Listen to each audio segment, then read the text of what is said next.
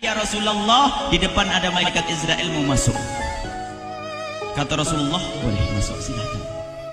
Kemudian malaikat Israel mengucapkan salam, dan setelah mengucapkan salam, malaikat Israel menawarkan, ya Rasulullah, aku disuruh oleh Allah untuk mencabut nyawamu atau membiarkan engkau. Dalam riwayat, aku disuruh oleh Allah untuk memberikan pilihan kepadamu, al-baqa' fid dunya, tetap di dunia, atau ar-rafiqal a'la, atau dengan Allah. Nabi Muhammad menjawab, ar-rafiqal a'la, dengan Allah. Kemudian setelah itu Nabi Muhammad berdoa agar umatnya selamat. Setelah ada jaminan umatnya selamat, malaikat Israel, sudahlah, cabut nyawaku kalau memang sudah waktuku. Mulailah Nabi Muhammad dicabut nyawa beliau oleh malaikat Israel. Dan di saat Nabi Muhammad mulai dicabut nyawa beliau oleh malaikat Israel, Nabi Muhammad mengatakan, mahadha, apa ini wahai Israel? Malaikat Israel kemudian menjawab, ya Rasulullah, itu adalah sakaratul maut, itu adalah sakitnya di dalam kematian. Kemudian Nabi Muhammad mengangkat tangannya sambil berucap, la ilaha illallah, inna lil mauti la sakarat, tidak ada Tuhan selain Allah, sungguh di dalam kematian ada sakitnya, sakit kematian, yaitu sakaratul maut. Kemudian Nabi Muhammad memohon, ya Allah, Allahumma khafif alayya sakaratul maut, ya Allah, ringankan sakaratul mautku ini, ya Allah. Dijawab oleh malaikat Israel, ya Rasulullah, itu sudah aku ringankan 70 kali. Nabi Muhammad menoleh, apa malaikat Israel? Sudah kau ringankan 70 kali keringanan? Iya ya Rasulullah, sungguh aku tidak pernah mencabut seorang hamba lebih lembut dari cara mencabut nyawamu. Ini sudah aku ringankan 70 kali. Setelah itu justru Nabi Muhammad menangis, Israel, 70 kali rasanya masih sakit. Iya ya Rasulullah, memang itu sakaratul maut. Lalu bagaimana engkau mencabut umatku, wahai Israel? Allah, yang diingat siapa? Umat. Kalau engkau mencabutku dengan ringan seperti ini masih sakit, bagaimana engkau mencabut umatku, ya Israel? Dijawab oleh malaikat Israel, umatmu manusia biasa, ya aku cabut. Ya Rasulullah, begitu saja. Ya sudah, begitu. Nabi Muhammad menangis. Tiba-tiba Nabi Muhammad mengangkat tangan dan memohon kepada Allah, Allah, Allah, inna lil mauti la syakarat, la ilaha illallah, inna lil mauti la sakarat, sungguh di dalam kematian ada sakaratul maut. Allahumma khaffif ala ummati sakarat maut, ya Allah, ringankan dari umatku sakaratul maut, wa thaqqil alayya, dan bebankan kepadaku. Sampai tidak sadar doanya Nabi Muhammad seperti itu, thaqqil alayya, itu doa cinta. Seorang ibu yang pernah punya anak, tuh lihat kalau doa Rasulullah ini masih dilakukan. Bagaimana Rasulullah bisa doa begitu? Itu bahasa cinta yang tidak bisa diterjemahkan dengan oleh akal. Seorang ibu kadang-kadang, ibu yang di belakang nih, ibu mau dikasih sakit oleh Allah? Mau, Bu? Ibu jauh sekali. Ibu mau dikasih sakit? Jawabnya tidak mau. Tapi suatu ketika seorang ibu melihat anaknya sakit, ngomong, sudahlah nak, jangan kamu yang sakit, biar ibu yang sakit. Ada atau tidak? Kenapa ngomong begitu?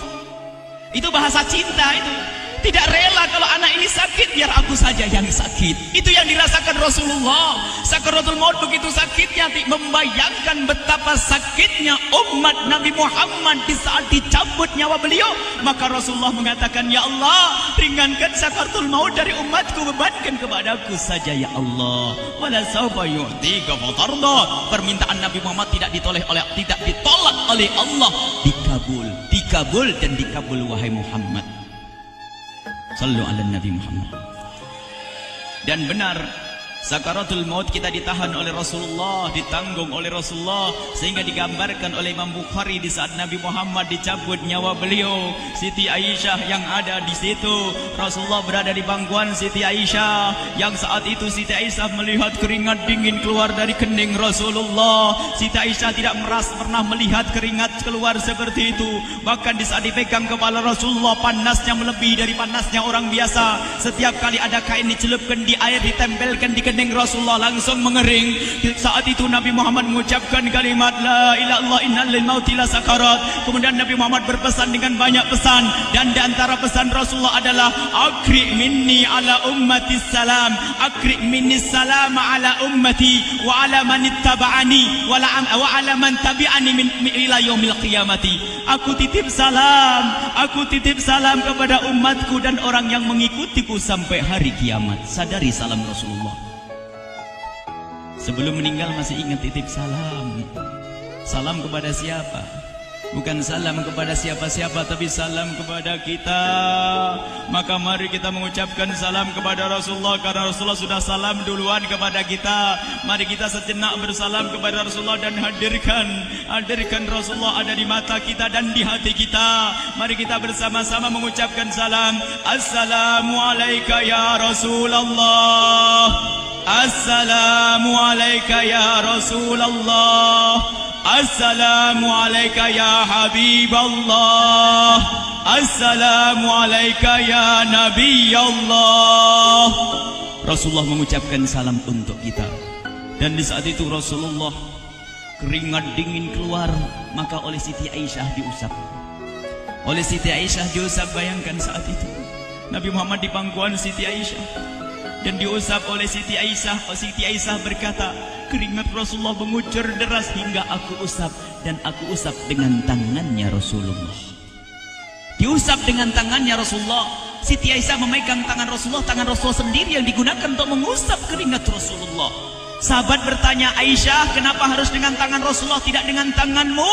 Lihat jawab Siti Aisyah, karena tangan Rasulullah lebih lembut dari tanganku. Sallu ala Nabi Muhammad. Masih sempat nyanjung itu sahabat Nabi. Dalam keadaan begitu masih menyadari kelembutan tangan Rasulullah, jasad Rasulullah, kemuliaan Rasulullah sallallahu alaihi wasallam. Dan aku lebih menginginkan bahwasanya yang menyentuh jidat Nabi Muhammad adalah tangan yang paling mulia di dunia dan di akhirat. Siti Aisyah enggak berani menyentuhkan. Pengennya yang disentuhkan di kening Rasulullah adalah tangannya Rasulullah sallallahu alaihi wasallam. Kemudian setelah itu Nabi Muhammad merasakan sakit yang sangat untuk kita. Kemudian Nabi Muhammad mengangkat tangan tinggi-tinggi mengucapkan la ilaha illallah innal lil mauti lasakarat. Tiba-tiba tangan itu semakin turun dan ditangkap oleh Siti Aisyah. Dan di saat tangan itu jatuh di tangan Siti Aisyah, kemudian tiba-tiba paha Siti Aisyah merasakan berat kepala suci Rasulullah. Dan saat itu Siti Aisyah sadar bahwasanya Rasulullah sudah kembali kepada Allah Subhanahu wa taala. Sallu ala Nabi Muhammad. Siti Aisyah bingung di saat melihat seperti itu. Ditaruh pelan-pelan wajah Rasulullah sambil menangis lalu berkata, Rasulullah sudah meninggal. Para sahabat Nabi pada bingung. Sayyidina Ali tiba-tiba terduduk, nggak bisa berdiri. Sayyidina Uthman nggak bisa ngomong. Ada orang Sayyidina Zaid berkata, aku baru melihat Rasulullah. Setelah ini aku tidak mau melihat lagi selain Rasulullah. Ya Allah, butakan mataku. Aku tidak ingin aku kotori mataku dengan selain Rasulullah. Dan dibutakan oleh Allah. Bermacam-macam kejadian saat itu. Madinah heboh, luar biasa dengan meninggalnya Rasulullah sallallahu alaihi wasallam. Dan sungguh meninggalnya Nabi Muhammad adalah menghidupkan hati yang mati kalau orang faham. Tiba-tiba Sayyidina Abu Bakar datang. Setelah Sayyidina Umar mengatakan, siapa yang mengatakan Muhammad meninggal akan aku penggal lehernya. Jangan seperti orang-orang Nabi Muhammad sekarang lagi pergi seperti waktu Musa pergi kepada Tuhannya, kepada Allah, nanti akan kembali kepada kita. Muhammad belum meninggal. Ini adalah karena kecintaan Sayyidina Umar bin Khattab. Tidak ingin Nabi Muhammad pergi. Tiba-tiba datang Sayyidina Abu Bakar As-Siddiq lalu masuk ke kamarnya Rasulullah, lalu masuk kepada Rasulullah, kemudian mengecup kening Rasulullah. Dan Sayyidina Abu Bakar berkata, ya Rasulullah, tibta hayyan wa mayyita. Ya Rasulullah, engkau tetap harum dalam keadaan hidup dan harum setelah meninggal dunia. Sallu ala Nabi Muhammad. Hingga sampai setelah hari besoknya meninggal Rasulullah, Senin sore, Selasa malam, Rabu dikubur Rasulullah SAW. Setelah dikubur, Sayyidat Fatimah bertanya kepada Sayyidina Abdullah ibn Abbas, Sayyidina Anas, wahai Anas, hai Anas, sambil menangis Sayyidat Fatimah Zahra, hai Anas, bagaimana engkau tega? Atabat anfusukum an tahtu ra'sa Rasulillah. Apakah engkau rela menaburkan debu di atas kepala Rasulullah?